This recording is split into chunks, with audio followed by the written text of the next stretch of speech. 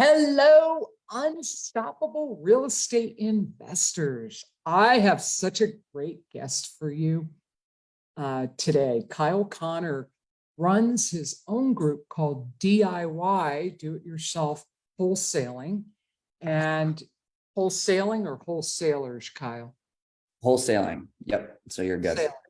Yep. Yeah. And he is young but mighty and very accomplished, and we're going to learn from his experience. But first, before we do, I've got to always do my little, every Wednesday, I interview top 5 percenters. Well, what does that mean?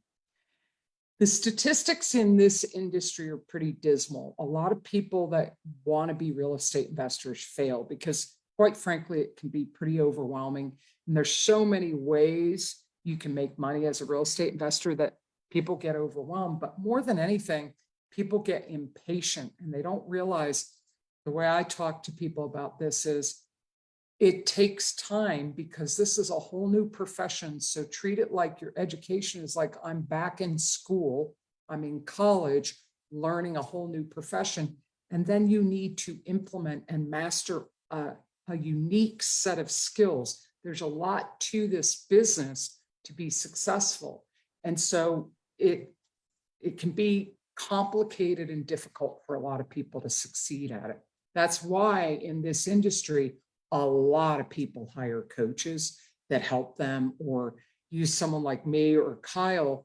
Oops, I realized my photo isn't on. Sorry about that, everybody. Hi, it's me, Rayana. There you go. So the top 5% means bigger pockets. The statistics show that, try and say that for word fast 3 times. The show that 90 to 95% of people who attempt to be real estate investors fail. So this podcast, I only feature the top 5 percenters, people that are making it, they're thriving, they're rock stars, they've made it, they're making the money they want, they're supporting themselves, they have figured it out, they are thriving. And that's at noon Eastern on Wednesdays in my group, The Unstoppable Real Estate Investor. And then on Fridays, we go to the other side of the spectrum and we spotlight members that are up and coming real estate investors to just show both sides of the spectrum.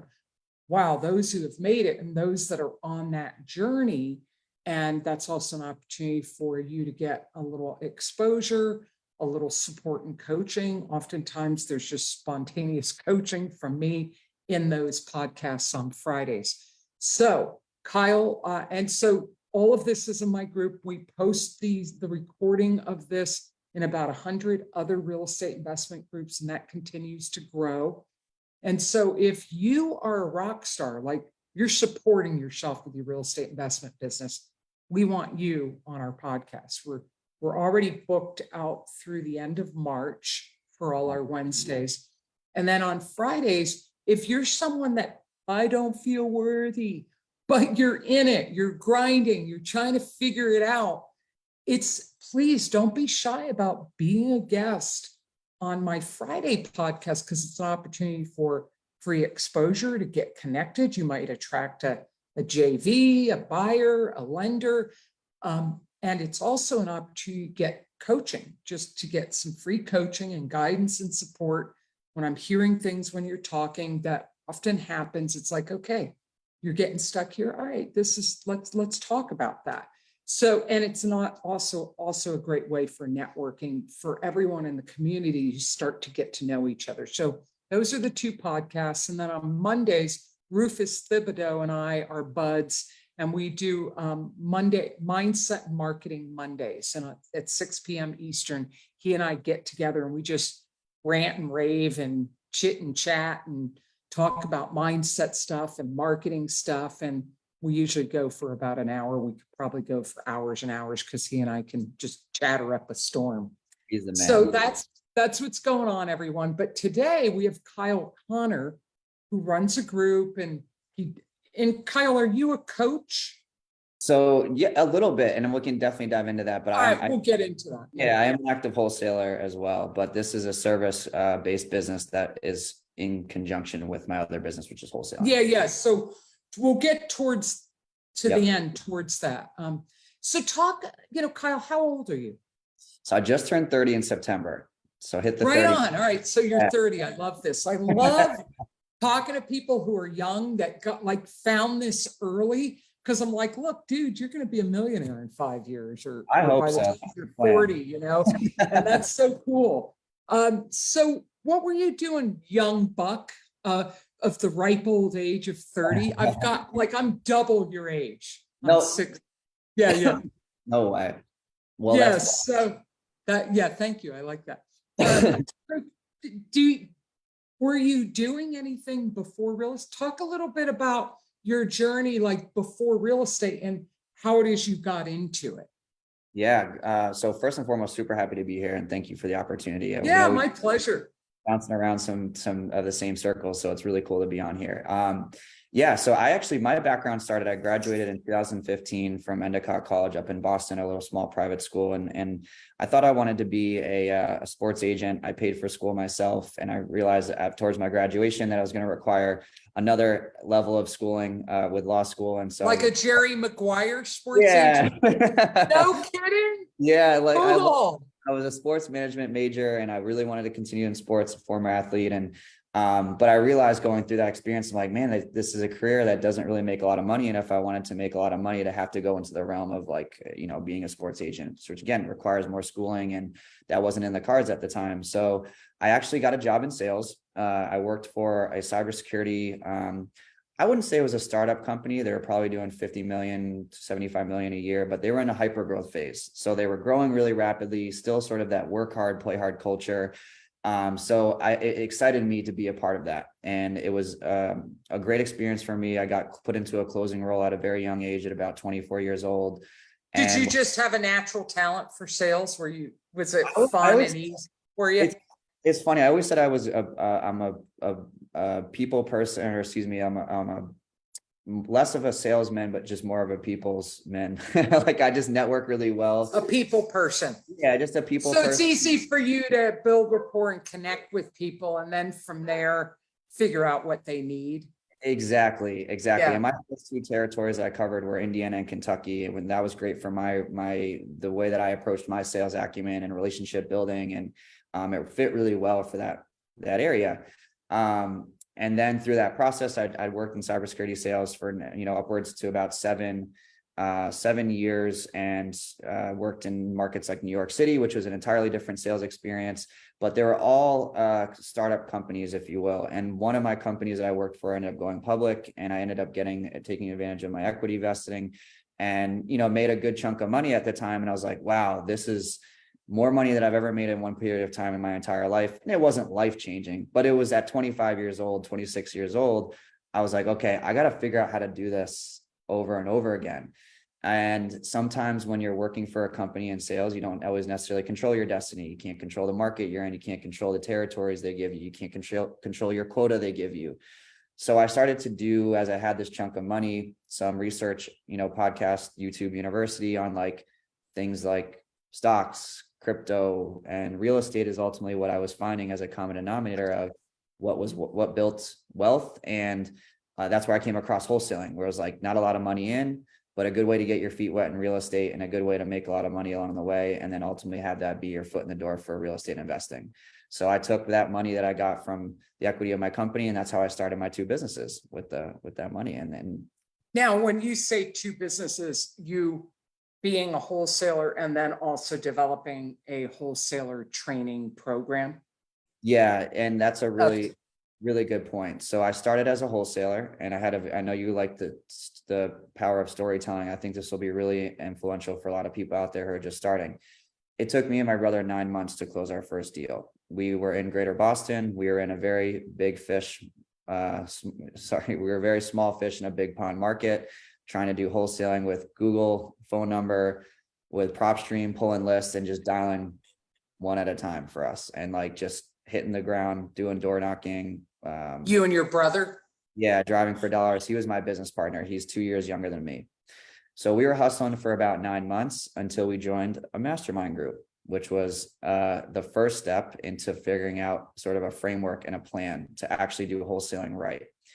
And that was actually Tiffany and Josh High's mastermind group out of Columbus, Ohio. Very, very big wholesalers now, very revered in the industry. But they were just getting their sort of consulting business or mastermind group off the ground.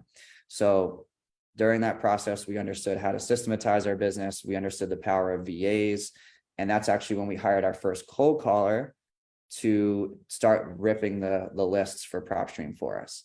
And that's what got us our first deal. We stopped grinding on the Yeah, so let's pause there for a minute, because this is where a lot of people stumble around and struggle. Is one, don't compare yourself to others, because if you do, there's always going to be someone you're ahead of or better of, and there's always going to be someone you're catching up to or feeling behind from.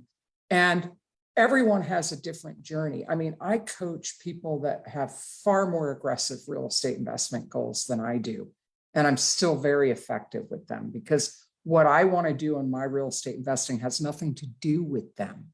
And so, you've got to find out what it is for you. You can't let someone who's saying, I'm going to acquire 1,000 doors, intimidate you because you just want to acquire a couple of rentals each year.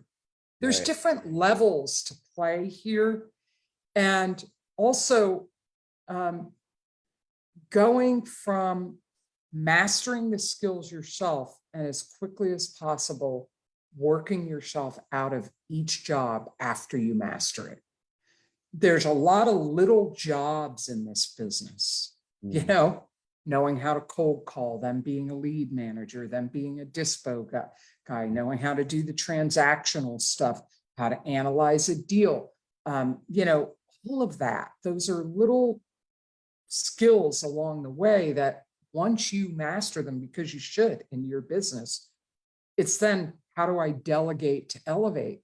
And the fact that you got your first job in 9 months, I know people that have been in the real estate investment who are chronic learners that have been around learning for years and still haven't done a deal.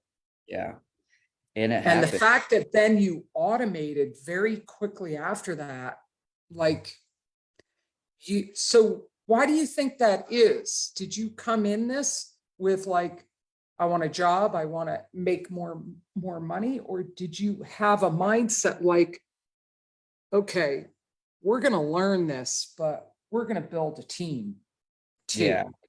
Yeah. Talk about your mindset around that. Yeah. And it's, for those out there that are still seeking that first deal, or still hungry, or still trying to get, consistency in their business. I mean, that first 9 months was, and as I talked about, I come from a sports background, me and my brother both. So we were competitive people by nature. And there was just too many people that were doing it at a successful and high level, whether they're similar ages or maybe just still newer to the business. We just saw so many use cases of people having success with this business model. We were like, you know what?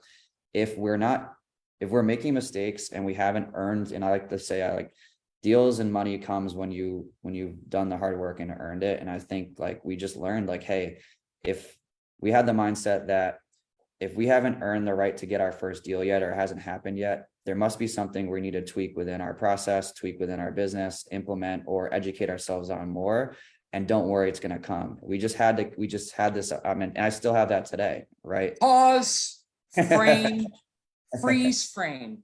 God, I wish you have to have a resilient mindset, and you have to have we're in a process mindset. Don't you agree that, look, we haven't, all right, let's just keep stepping back. We haven't figured it out. We got to tweak something.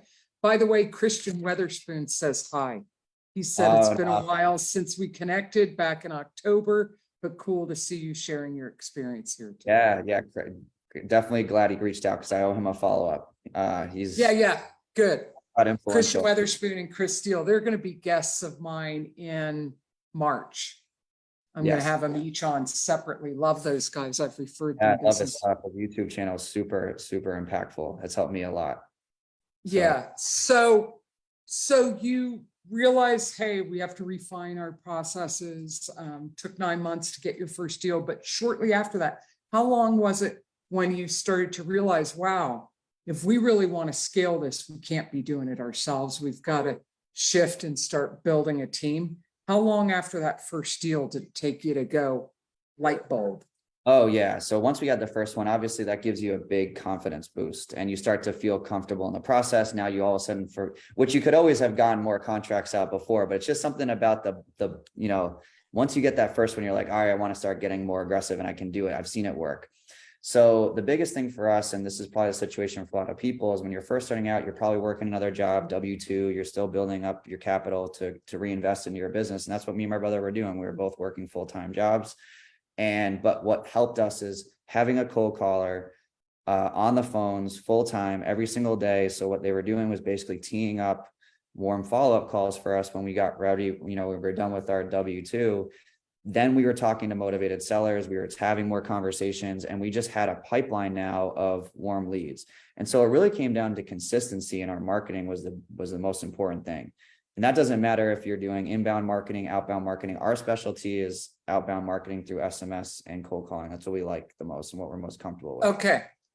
So talk about juggling the W-2 Yep. with doing this business, the energy, oh man, I worked all day, and how you manage that, your time management, your energy, your mindset around that, because that's where a lot of people get stuck, is they don't really realize you've got to treat this like a part-time job. You've got to treat it like a business. You've got to schedule it. You've got to, and it isn't easy, right? It's like, wow, I'm working full-time and now I've got to do this. So talk a little bit about how you made that shift and your mindset and how you were able to manage that. Yeah. So you talked about resilience. I think another really key factor to any successful entrepreneur is being resourceful. And my brother, Absolutely. yeah, and my brother and I was in the luxury. I worked a sales job, and obviously COVID hit, right? And I was working from home. I managed my deals through, a phone and a desk and a laptop. My brother wasn't in that same situation. He worked as in an engineering field that requires him to be in the field every day. He's not behind the desk that often. So as my business partner, and I would suggest to everyone who's getting started, like, get a business partner, get a friend, get someone who has similar mindset goals. It could be someone in a mastermind group, like get somebody else to divide and conquer, because they're going to help you not only be able to take some of the work off your plate, but they also will take on some of the risk and help with things like getting you marketing budget and helping and having and play to your strengths too. Find a partner who isn't like you. Find a partner who's the opposite of you and is good at and enjoys doing the things you're not good at and don't enjoy. You're the sales guy, he's the engineer. So Yes. you're the guy on the phones and he's the one tracking everything, right? So he helped build a lot of the beginning data systems, and because I had the luxury of being able to make calls throughout the day, I was mixing in meetings and mixing in calls with investors for Dispo. I was able to call sellers when certain callback times were needing during the day. But my brother's mind's like a sponge, and he saw what I was doing. He was very new to business and sales, and he started to invest in things like Steve Trang's sales course and Eric Brewer's Novation course and all these different, he started to, with the money we were making closing deals here and there, he was reinvesting and again, being resourceful, recognizing where you need to improve on. And he was taking the time when he needed to outside of his W-2, because he didn't have the luxury of working during the day, which a lot of people don't, but maximizing his hours in the evenings and the early mornings before he went to work. And so he started getting on board with more sales. He actually manages our entire acquisitions department now, that we can talk about later, of course, but he, took advantage of opportunities when he had it. And that's just what it comes down to. I took advantages of the times I had during my day, figured out what fit the business best and where I could help our business grow. And he did the same thing with the time and resources he had. What year did you guys get into this? How long have you been in? So we opened up our LLC in November, I think it was October of 2019. And we attended, this is another thing too, is we attended probably 2 networking events a week just to market ourselves out there, get ourselves out there, got very aggressive in networking with people, building teams of contractors, other real estate agents, investors for buying deals. And we finally did that for about like probably about 3 months. And then we kicked off our first campaigns in March of 2020 and then closed Right when COVID hit. literally right when COVID hit. Best time to be starting a business. So that again helped in certain scenarios, working from home and being able to do research and stuff and having to work less in our day to day. But we again didn't close our first deal till about, I think it officially closed in late November of 2020. So it was for a 20K assignment fee.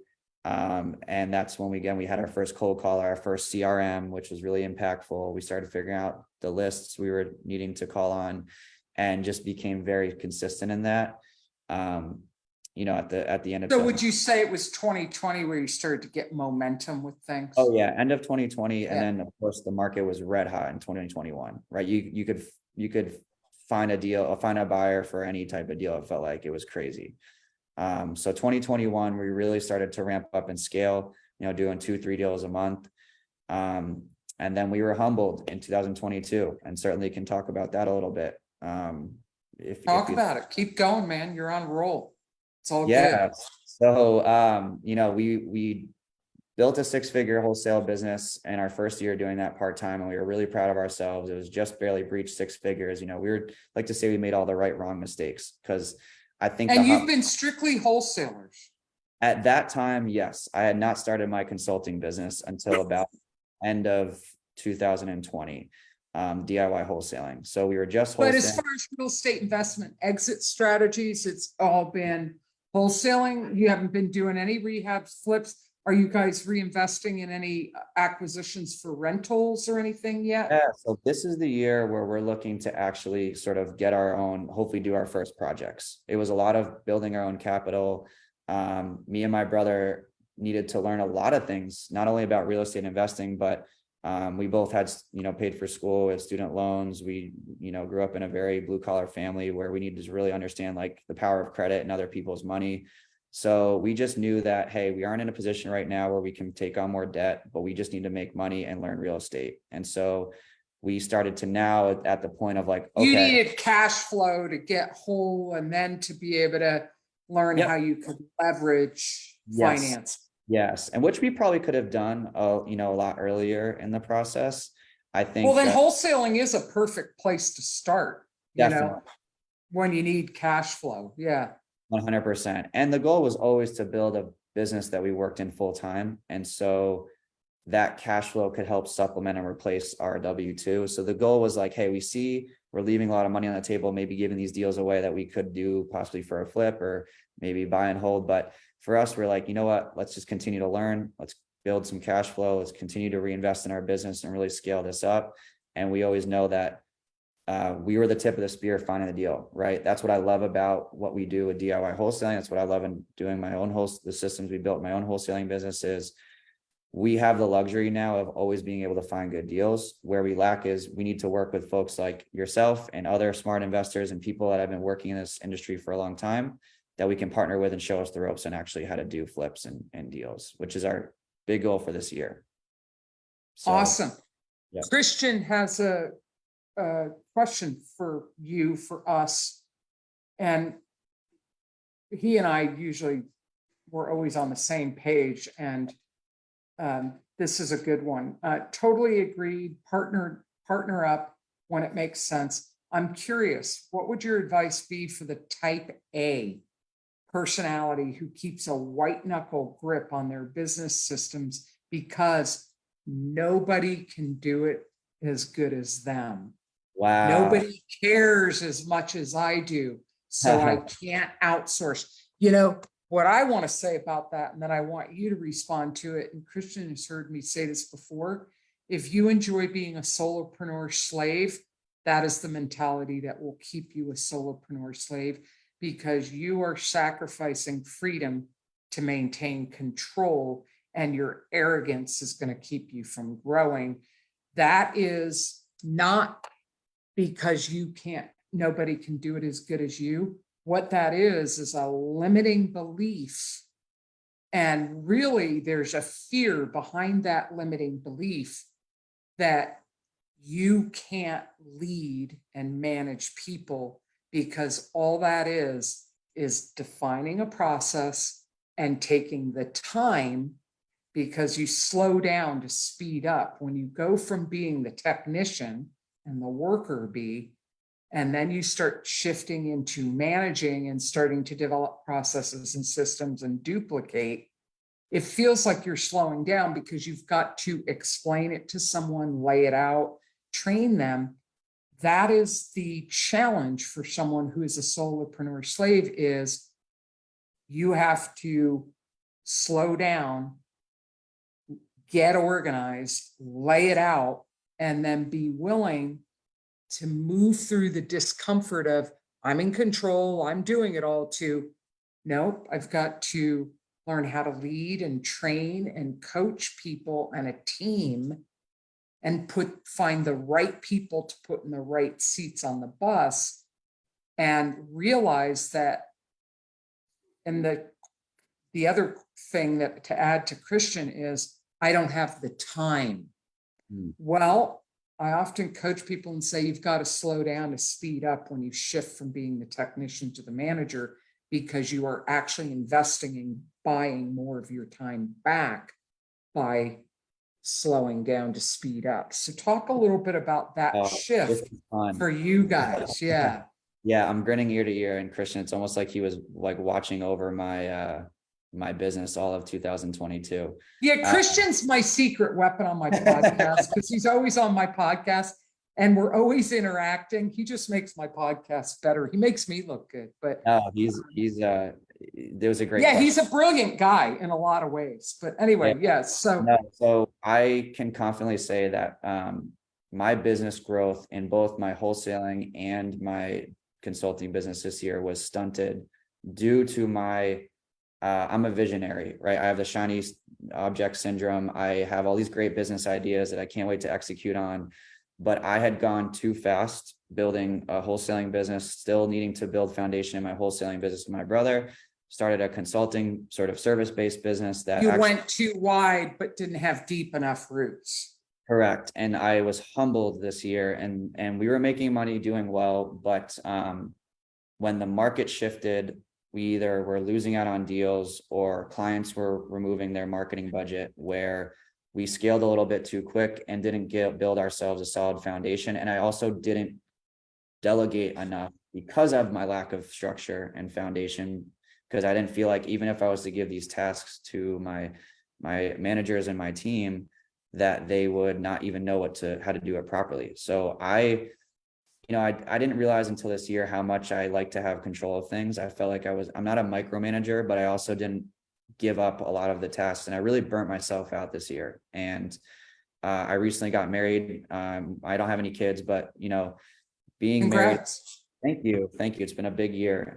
Moved also to Miami, so I had a lot of like really important life things going on. My wife graduated, so it was a big year of like trying to have this juggling life and business, and felt like my business needed my constant attention. And I just got to the point of like, this is not healthy. And I know there's so many, again, people that I've seen out there that work way less, but are way more productive and make way more money within their business, because they have taken the necessary time to slow down, like you said, to speed up, build structure for literally every facet of their departments, their business, whatever it is. And it really wasn't until December, I'll be honest with you, that I felt like I could take a vacation without having to be working in my business, and it actually was running itself. So when you look back on that, Kyle, because it's sharing these kinds of things to show people that the struggle is real, and that, the successful people are good at solving problems and stepping back and regrouping, and you're constantly doing that in business. What was the place where you figured out how you could make that shift? Like you said, there was a point where you couldn't let go of control because you realized there were so many things that you still were doing, and you got to a point where you burnt out, and you realized the weakness was you hadn't developed your processes and systems. Even if you had wanted to hand it off to someone, you really weren't ready. You weren't organized enough. Where did that click for you, and what did you do specifically? What was the action you took? Did you sit down, like as simple as this? Like for me, it's as simple as opening up a Google Doc, having a Google Drive. I love Google Suite and Google Workspace and all that because it's all in a cloud. And so it's really easy to share with the team. I open up a doc and I start writing down all the steps for something. And then as we work through it, I keep refining. I just refined the podcast, what we're doing with the podcast. Again, there were 2 more things. And I'm like, all right, Rose, here, add this to our process sheet. So talk about that, where it was, because it's recent, right? Definitely. So 2021, you were kicking ass and taking names. 2022, you were humbled and you had to really make that shift. So what was the specific like steps and actions that helped you make that? So it was around like May and June of this year where it was becoming way too much. It was either in the short answer is I had this focus. And so I had a tough, conversation with my brother and, heart to heart. And that's a good thing. My brother and I have they say don't get into business with your family, but I actually have a phenomenal relationship with my brother. And I think that made it easier to be very real. And he could see like I was burning myself out and it was hurting both businesses, right? I was trying to juggle both. And if I could go back, I would not start 2 businesses being a new entrepreneur. But again, I was able to get to a point so far where I was like, you know what? I had to sit down with my brother. I had to tell him like, continue closing the deals. I had enough relationships with buyers that if I knew we found a deal in our market, we could move a deal, but it sort of stunted again our growth of how many volumes of deals we were doing per month in my wholesaling business. My brother sort of took the reins of that, along with the VAs that we had in that business to really just keep that engine going. And what I focused on was my my service-based business, DIY wholesaling. I had a much larger team that's fluctuated anywhere between 18 to 22 people per, for our employee base. So I felt like there was a responsibility to really like stop everything within that business.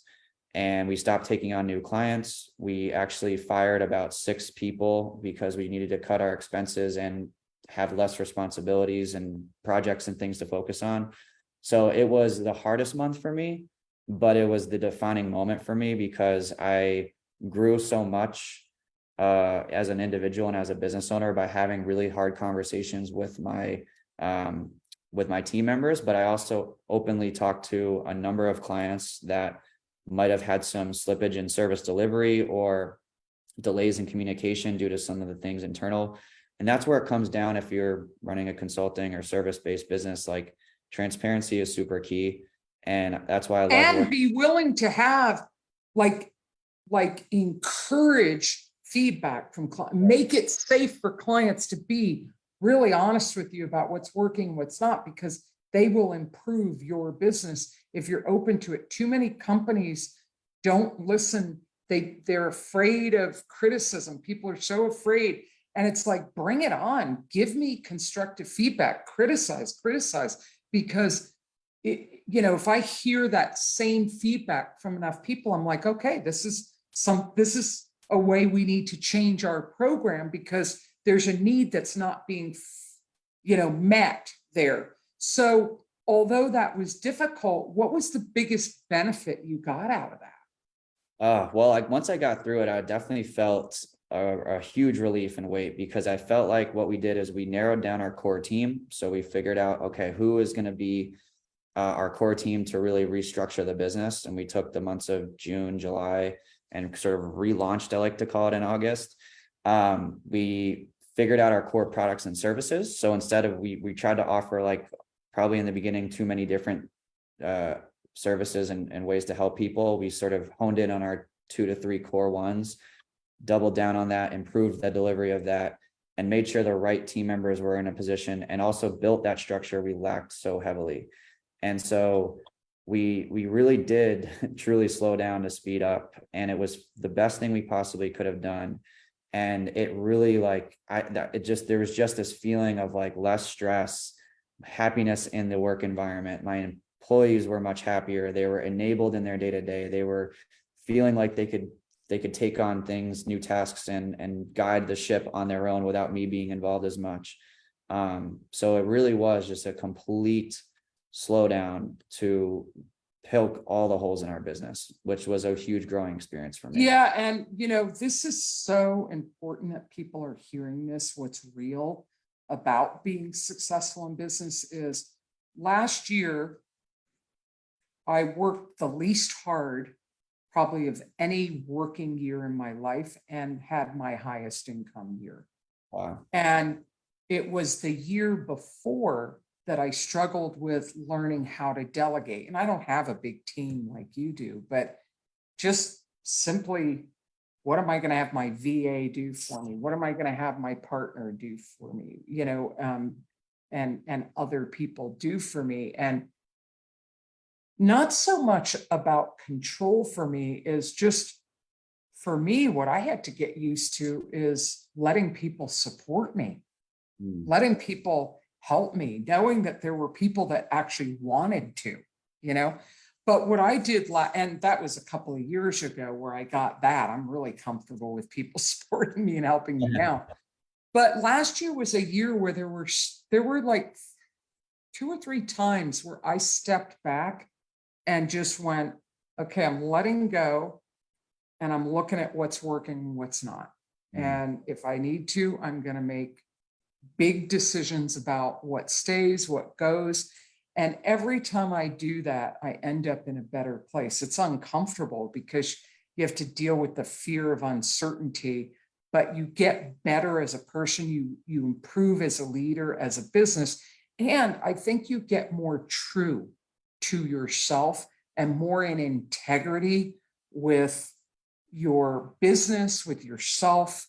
And I think people have an unrealistic expectation that to be successful means it's smooth running and it's easy and you're just cruising right along. That's not success at all. Success is getting good at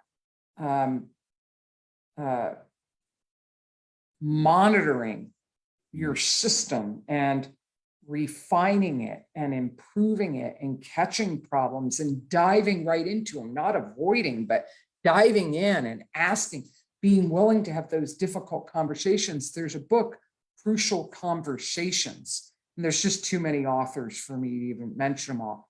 That's phenomenal. So what feeds your mindset to keep you going? Like you and your brother, you're competitive, you're young, you're sports minded, but like recently I was just really getting a kick out of David Goggins.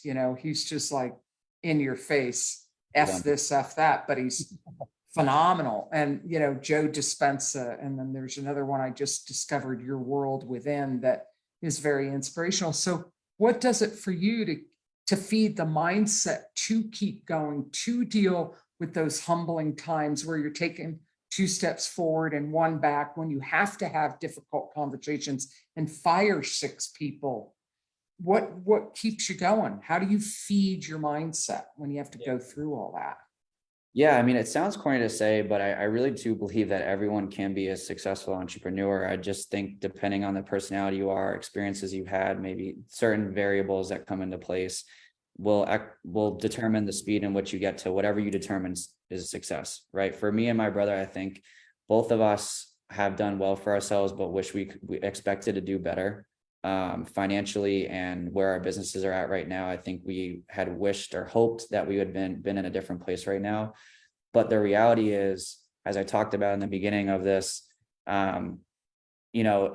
have the mindset that if we haven't reached a certain goal or reached a certain level, there's factors and things that we have to audit ourselves, look in the mirror, and really humble ourselves again and figure out what is it, why are we having obstacles, what is happening within our business, where there's bottlenecks, where there are systems that we need to sort of spruce up again or fix or improve on. And I think this year, what helped me from a mental fortitude standpoint, and what will probably keep me in entrepreneurship forever, is I had so many challenging days and moments where I was like, I don't know if I want to do this anymore, or this is it, our business is going to sink, or we're not meant for this. These types of things that gets into all of our heads when you're first starting out. For every one of those moments, I very shortly after had an unbelievable day or unbelievable week, or expanded our Breakthrough or an right. epiphany. It's a Yeah. breakthrough that makes you realize that stress in the brain and fortitude is just like any other muscle within the body. The more you continue to engulf yourself, take risks, yourself in uncomfortable situations, which I did a lot of last year, and what my brother and I did a lot of last year, made us realize like, okay, we can weather the storm of anything at this point. We just have to learn from our mistakes and not try to make them over and over again. But just again, it just made us realize that we may not get there as quick as another person or another entrepreneur or someone that we admire, but you can't look at them and let that determine whether or not you continue forward. You just have to look at your situation and continue to improve and get better every single day. And I guarantee you will eventually get to whatever financial goal or business goal that you are. This is key, and something that everyone who's successful that comes on my podcast, we get to this point. It's right. Where you have to be resilient. You have to realize that it isn't this smooth, perfect journey, and that you've got to have a growth mindset, that you're always being willing to be humbled to learn something, and get comfortable living on the edge of your comfort zone. Like when you're comfortable, something's wrong. Like that there's always feeling that little bit of an edge inside, like almost a discontent being content in a way, because and I think a lot of people think success is comfort. Success is I've arrived. Success is okay, everything's going smoothly. They don't realize that it doesn't mean you're still not working, you're still not growing, you're still not improving. Successful people, there are people like, let's just say Warren Buffett and Bill Gates, who are well past retirement age, that are still out there doing their thing. They don't have to. They don't even have to work. They just love doing it because the challenge and what's next for me. And that people like that are going to live longer. They're going to be happier. When I think of retirement now, what I think of retirement, and, I lived in Mexico for 4 years, and there are a lot of expats retired down there. And the reason I moved back to the States is I really wasn't ready for my life is a bunch of volunteer work, drinking, going out to eat, and, that's pretty much it, volunteer work, and socializing. I'm just like, no, this, and for me, I realized, I don't think I'm ever going to retire, because when you do, you stop, the way a lot of people retire is they just, okay, now life's just going to be easy. I'm going to do whatever I want. I realized for me, I'm not happy when I hover there for too long. That I'm better when I'm being challenged, when, okay, what's next? What do I want to learn now? And so, talk a little bit about the DIY wholesaling. Like you had a group of 18. So tell me what were 18 people doing? What does that staff consist of? Is it coaches, salespeople, a combo? And what are the services you're providing? We're running out of time. So condense it, but I want you to I want to hear the inside of the belly of the beast. Like you had at one point 18 people. So how many people do you have working for you now? Yeah, I think we just hit, we chopped a couple of people in the middle of the year, and I think we're right back into about 17 or 18. I'll have to double check. So talk about like, what's your team doing? What's your team doing? And what are the core products and services you're offering? Yeah, so DIY wholesaling was founded in April of 2021. It launched officially, and that was after doing wholesaling for long enough and meeting with another successful wholesaler who had built a 7-figure business. And we actually met in the mastermind group, our first one in Tiffany and Josh Highs. And my business partner, Josh is his name. And he had built, again, a 7-figure business in about 4 years. And we're using the same strategies with outbound marketing systems and VA talent to scale our wholesaling business. And that's really where the market started going, is away from finding deals on market or pocket listings and really working directly with wholesalers or building a direct to seller marketing system internally. And when we were going to these networking events, we were finding common feedback from investors or contractors, fix and flippers who are like, I just don't know how to get a deal. I have the capital, I've got the knowledge, I don't know where to find the deal, and I have to pay for some sort of fee or some sort of realtor fee or whatever. And they're not on the market right now because that's been the challenge over the last couple of years since COVID. So we're like, hey, let's build basically a business in a box, we call it, for real estate investors. So right now we've been helping brokers, agents, developers, fix and flippers, anyone that's in the real estate profession looking to generate deals.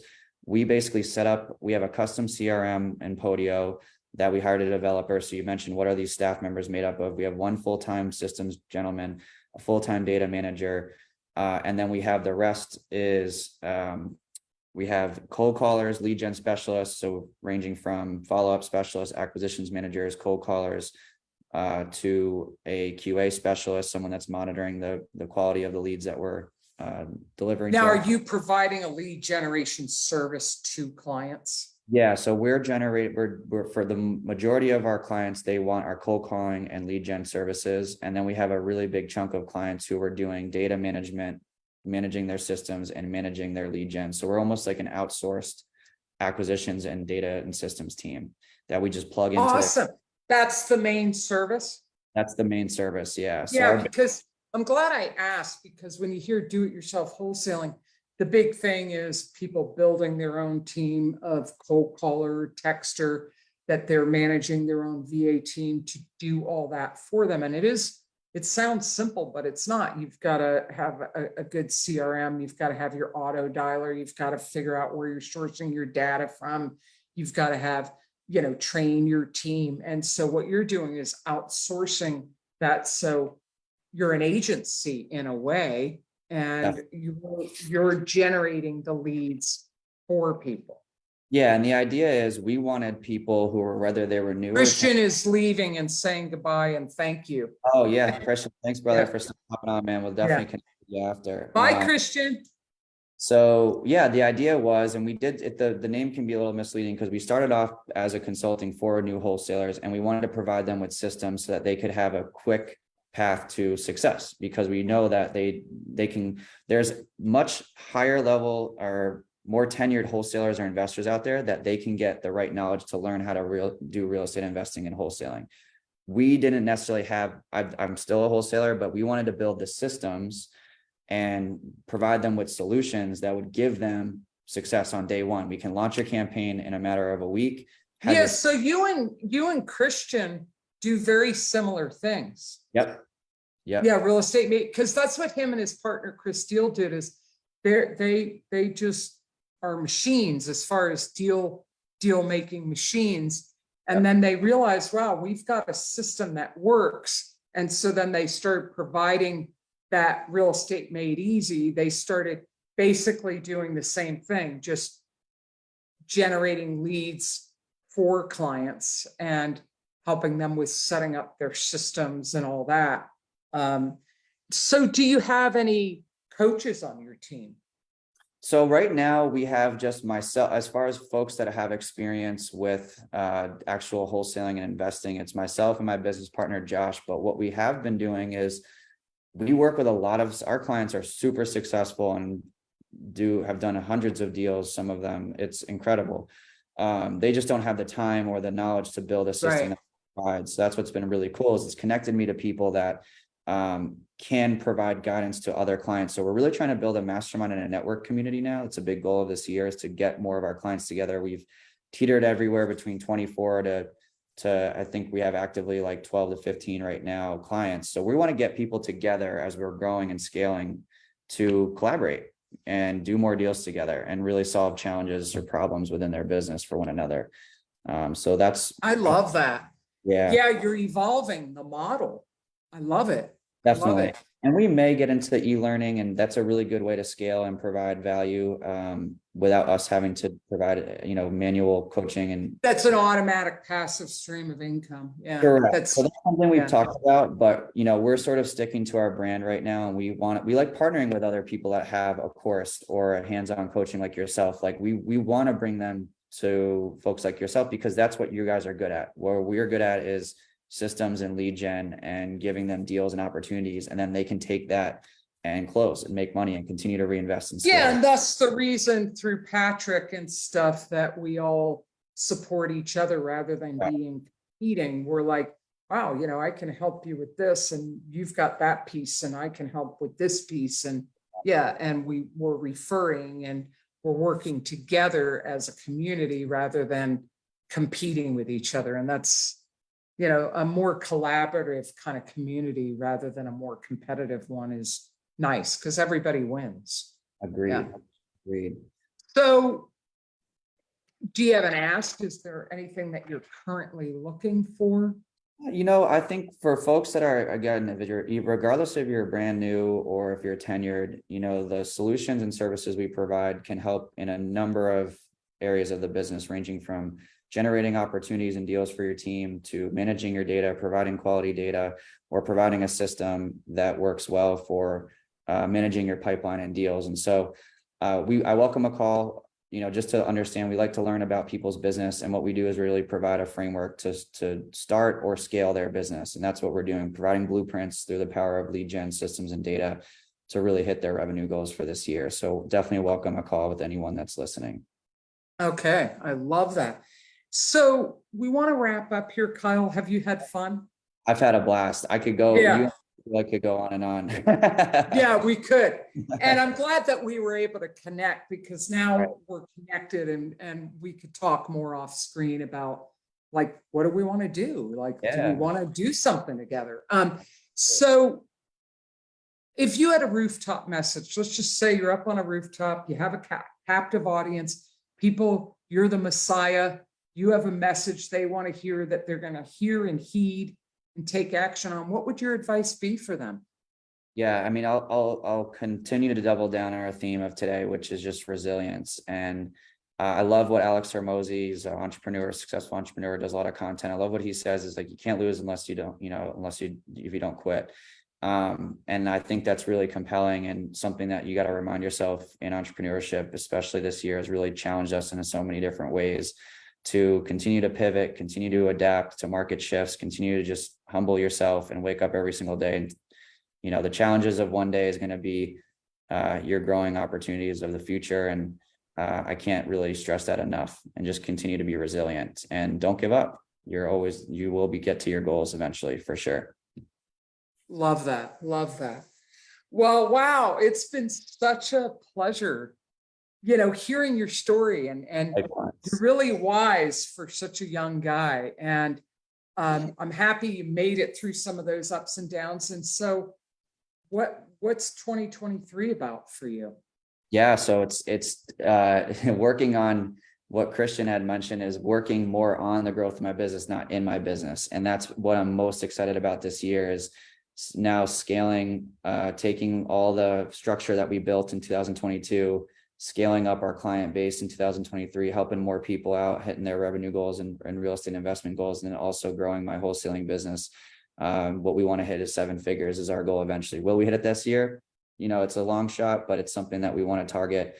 And well, if you end up in the high 6 figures, who cares, right? Who cares? For the moon, even if you miss it, you'll land among the stars. Exactly. Miles Davis.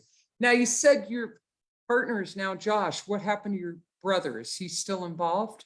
So he's basically quarterbacking a lot of my wholesaling business now. I've been trying to be responsible with. So he's focused on that business, and you're focused on DIY wholesaling. Right. Yeah. So we will have some overlap, which is helpful. So, but yeah, we still are very, very close. Speak every single day. So he's still a partner then? Yes. Yeah. He's still a Yeah. partner, and he actually helps a lot with my acquisitions team and DIY, helping to train, the agents on new strategies and blocking and tackling of the role and sales acumen, which helps. Okay. Yeah. All right. Well, I'm excited about 2023, us getting to know each other better. If there's anything I can do to help you support you and what you're doing, be active in my group. I will. Talk about what you do in my group, but there's no competition there. I mean, I think what you guys offer is important and helpful. And, there are people at different stages in their business needing different things. Right. Your service is more for people that are already successful in the business, that have the budget to buy time back. They have the money to buy their time back, that are just saying, here, just do this for me.